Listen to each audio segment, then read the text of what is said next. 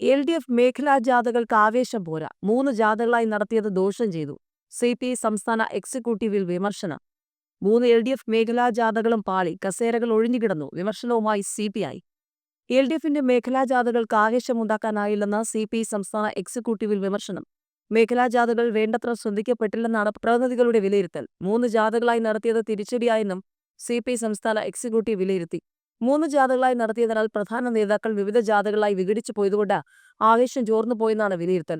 CPM സംസ്ഥാന secretary M V. Govindan, CPI സംസ്ഥാന secretary Binoy Viswam, Kerala Congress M chairman Jose K Mani എന്നിവരാണ് 3 പ്രദേശങ്ങളിലായി ജാഥകൾക്ക് നേതൃത്വം നൽകിയത്.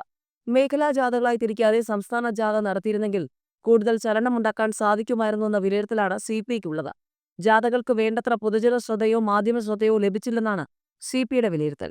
ജാഥകളിൽ പൊതുജന പങ്കാളിത്തം പ്രതീക്ഷിച്ചത്ര ഉണ്ടായില്ലെന്നും സി.പി.ഐ സംസ്ഥാന എക്സിക്യൂട്ടീവ് വിലയിരുത്തുന്നു.